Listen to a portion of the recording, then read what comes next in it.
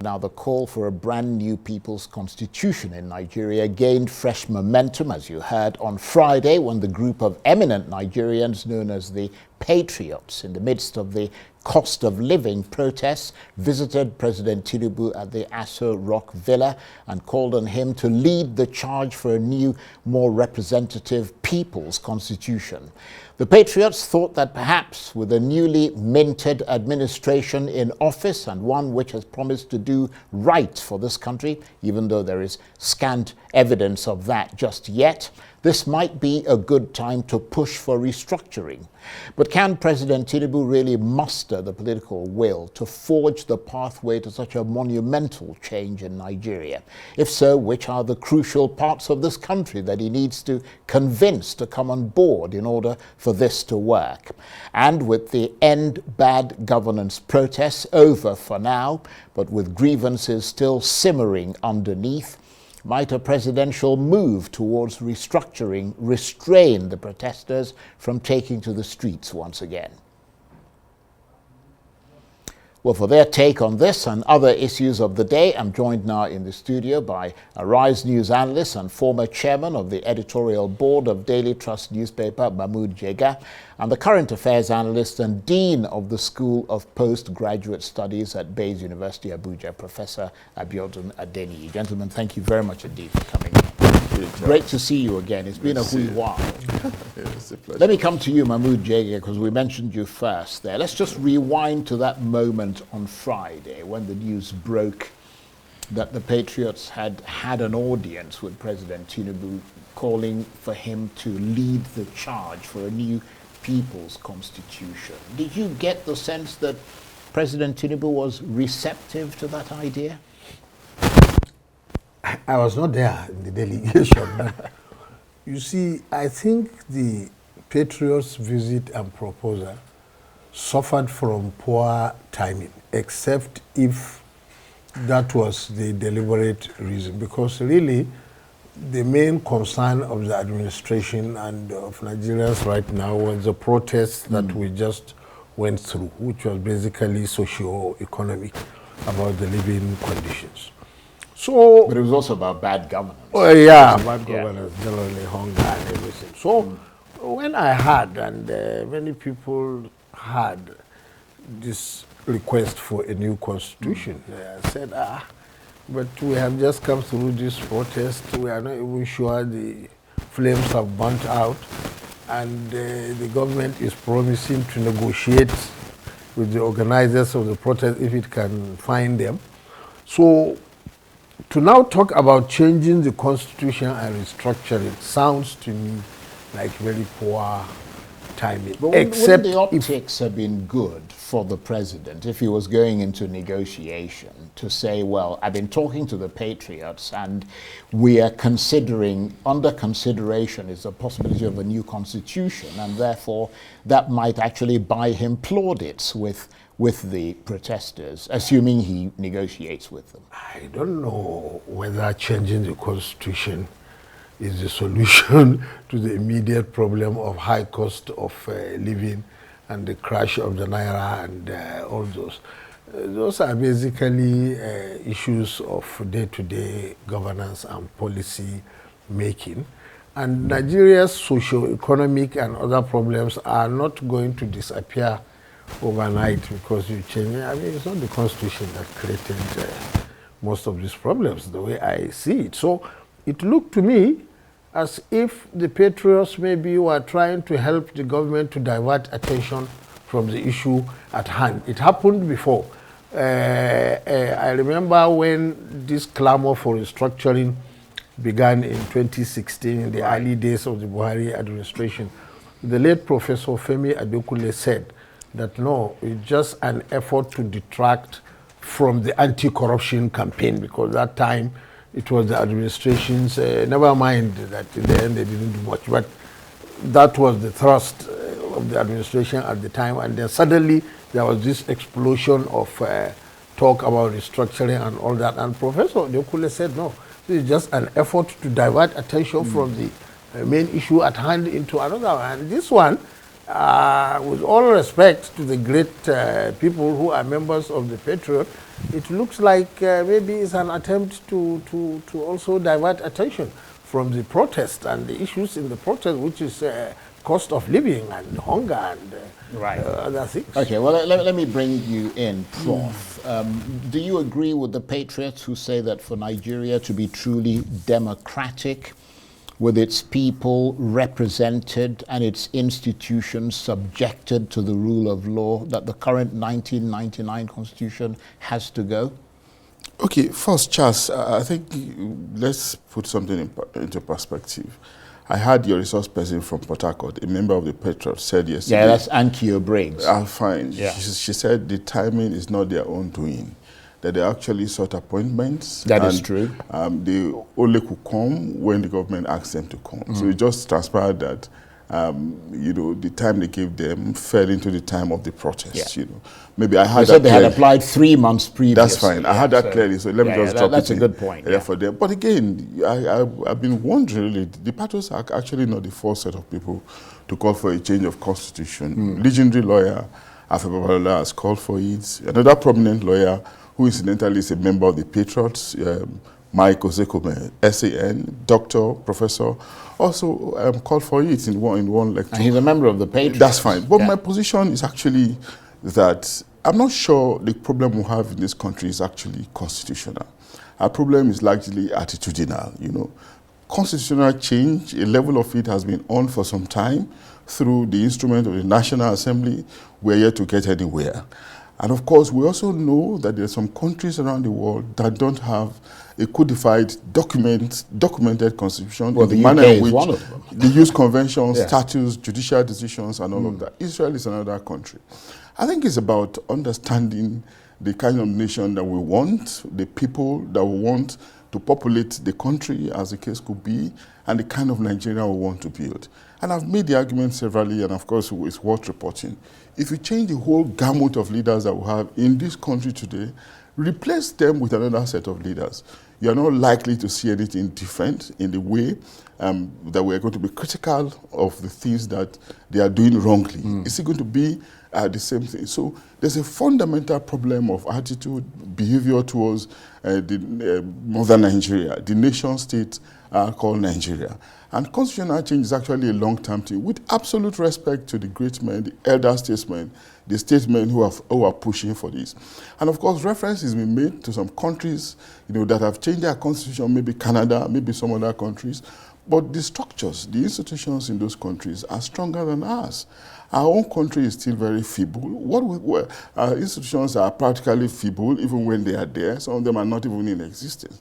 I think we should be concerned about strengthening our institutions, redefining our attitude towards the state, such that individuals, persons in government, we rethink, their vision and mission and cardinal objective, thinking more of the people rather than themselves, And this may not be a rocket science if we have sets of leaders, showing extra commitment, leading by example, not just saying something and doing the other thing, because that's actually pain. So that's my immediate thought, really. Not necessarily constitutional, even though that could be important at some point in the future, but in the immediate circumstance, and of course I agree with Mahmud on that, in that regard, in the immediate circumstance, changing the constitution will not necessarily stop corruption. It will not necessarily stop prebenda rapacity, ethnicism that we see around, and some basic, disregard for the rule of law that we see around, and all kinds of shenanigans that we live with, the normalization of abnormalities, those are not constitutional matters, So constitution looks like a long-term venture that we should be bothered about thinking, that we shouldn't be bothered about thinking about in the immediate circumstances. Okay. In the immediate circumstance, we should just be bothered about things that will help us, to rebuild our nation, through the prism of attitude, as the case could be. Let me come to you, Mahmud. I mean, you've made some very interesting points there, Prof. But I mean, I suppose the question that is raised is whether or not some of the things that Prof raised and that you touched on earlier, such as the strengthening of institutions and so on, that it is because of the way things are structured in Nigeria at the moment that makes it possible for the abuse of those institutions to take place. That if, for instance, you gave more powers in terms of restructuring, maybe away from the center, then you wouldn't have that concentration of power within the center. You'd have dissipated authority. You'd have people being able to pay closer attention to their institutions in a more limited scope of where those institutions would operate. You'd have better policing perhaps, because police is a community affair. And therefore you would have all those things and ultimately better governance. Still, Brother Charles, I come back to what Prof said.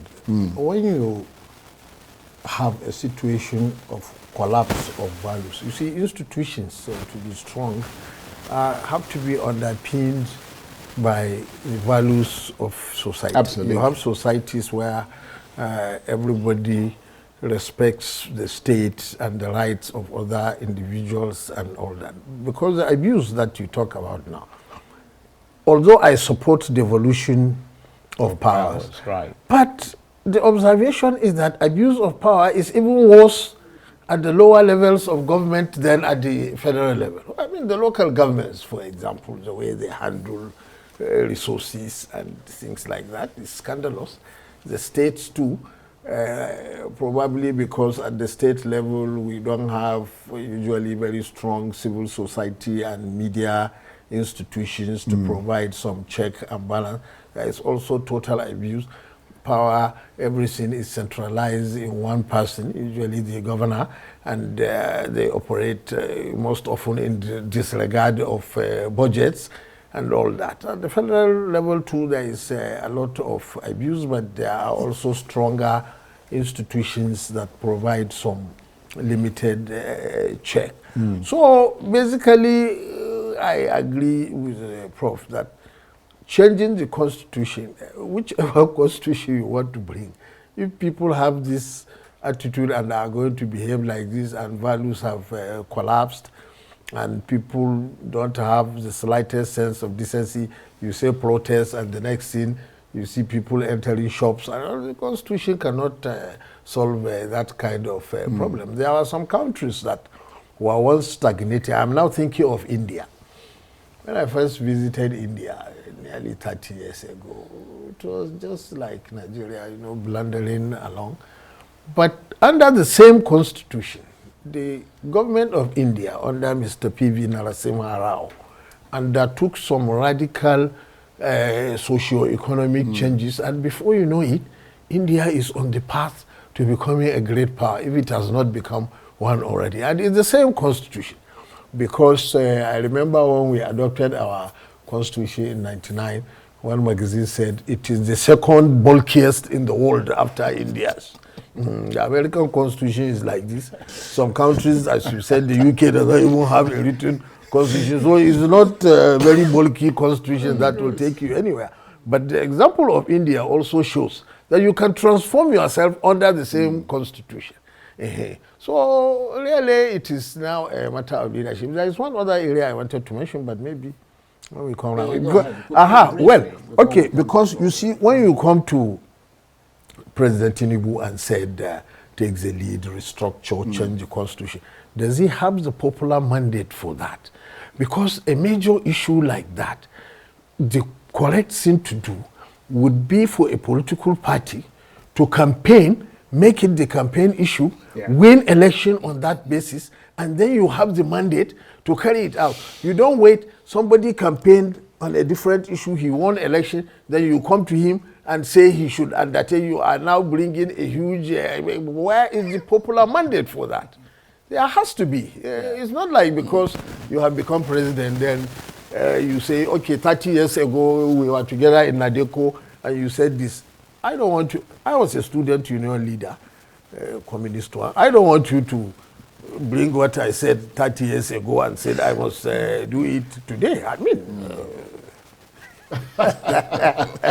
So what are your thoughts then, Prof? Well, I think Mahmud is just very... I thought that was quite funny. You know, but I was just wondering what became of the consultation that held 2014 under President Jonathan, you know, and that's the one. And secondly, the advocates of constitutional change, or therefore people asking us to have a new constitution. I've not really heard them, you know, detailing the aspects that they want changed. You know. Well, there was quite a lot of detail. Okay, but I've not seen. You know, perhaps. I mean, and they want to subject it to a referendum. That's fine. Well. I think we need to get some of those things. And they want done. a new constituent assembly set up. Yeah, we need to have a very good idea of those things and see how practicable those things can be. Right. And we need to also remember always that we're a very fragile country, you know, multi-ethnic country. Our fragility is across different divides, you know, ethnicity, religion, income might even be secondary. But, you know, those are always important considerations. Important considerations. Absolutely. And, of course, managing, you know, those classifiers can be very tricky, you know, and when you come to debating changes in constitution, it is taken for granted that so many issues around it will come up, you know, around some of these things. This area complaining about marginalization, the other one also practically every but they managed to do it successfully in 2014. Yeah, we did it successfully with in 2014. Recommendations. Yeah, but what about the implementation? It's not just about... Well, it was never implemented, yeah, but it's I not mean, just the about recommendations were still there. The problem, Charles, is that it's not about spending money, assembling as many people as possible. People are there for us to assemble. Credible Nigerians are there. It's very easy to assemble them. You know, you can also get the resources to fund them. But what about implementation? Right. And of course, that's why arguments have been made in different circles. There are some aspects of the 2014, you know, review, you know, that if implemented, we probably would not be where we are today. But of course, what are the forces, you know, obstructing or preventing the implementation of those aspects, you know? And that's why we have to continue to reiterate that fact that it's about, you know, doing well, what we have at hand, how well have we implemented it. We know it's a military constitution, probably unsalutary. Probably the military is we want to do away with everything, all their vestiges. But in doing away with them, we also have to be conscious, you know, of our situation, our resources, you know, the state of our economy. Can we afford it now? You know, you remember there's a very cumbersome process. Then even afterwards, you know, is it going to be theorized or is it going to be practicalized far beyond theory and the razzmatazz of, you know, discussion and debate and diatribes and all of that. Yes. Well, I mean, let's rest that for the moment, because you made the point about the economic situation and what the affordability and all the rest of it. And you talked about, Mahmud, earlier, the issues that the protesters were focusing on, which is hunger, cost of living, and so on and so forth. You saw those protests that took place over a 10-day period. Do you think they moved forward in achieving the objectives they intended to achieve? I'm sure the government must have taken note of the disenchantment among large sections of the citizens. Not that it didn't know before, but to have people spilling into the streets protesting cost of living, basically, and hunger, all attributed to bad governance. I'm sure the point has been made. There is no way the president or any other senior official of government will forget about that for some time to come, especially because it can happen again. Okay, but the protest structure had serious limitations. Virtually nobody knows who were the leaders. You know, you say social media, something. But because the motivation was very strong, people across the country, they didn't know much about who was organizing or anything. But once you say cost of living, yes, many people thought, yes, that is true. Well, you had the Take It Back movement, and we had some of their lead. They were the principal organizers. We had their leaders here. Yeah, but you know, still not as clear-cut, which is why now when the government said it is ready to negotiate, the president said in his broadcast, you wonder with who, because, you know, the leadership. That's a good point. Yeah, it's not even very well, clear. we've got 2 minutes left. Why do you think there was so much focus on telling the protesters not to protest? It was very clear, very obvious, Charles, that from the history of protests in this country, even the one that happened 4 years ago, the NSAS protest, you know, it was going to be hijacked, you know, that you have an intermix of youths or protesters who are not necessarily conscious. You have the ignorant variant who think that protest is an opportunity to loot, you know, to disturb innocent citizens, and we saw it happening. We saw the conscious ones focused, and we saw the unconscious, the ignorant ones, you know, getting down to and doing something else, you know, destroying properties, looting government assets, etc., etc. And that was why I thought government was concerned about the protests in the first instance. You know, it speaks to the fact again that youths are not necessarily homogeneous. You know, protesters are not necessarily homogeneous. They are often disaggregated. They have different levels of understanding. Right. Some people think that protest is enough to ginger government. The other set of people think that when there's a call for protest, it's an opportunity to deprive people of their legitimate possession or to intimidate, you know. I said it earlier as well at a point that I was almost a victim of those fellows, you know, because I mistakenly drove into them and I was saved because I had some change to pay my way through. Well, I'm glad you were safe. Yeah, because I had. We're glad you but were the guy safe. ahead of me wasn't that lucky, you know. Right. He had his windscreen smashed. Wow. I mean, so that's not the kind of protest we want, really. No. I agree unfortunately, with you. yeah. And on that note, I want to thank you, gentlemen, very much indeed. Professor Abiodun Adeniyi is Current Affairs Analyst and Dean of the School of Postgraduate Studies at Bayes University, Abuja. And of course, Mahmud Jega is a Rise News Analyst and former Chairman of the Editorial Board of Daily Trust newspaper. Thank you very much indeed. Great to see you guys again. That's it for this edition of Arise Prime Time. Join us again tomorrow. From me and the entire team here in Abuja, bye-bye and thank you for watching.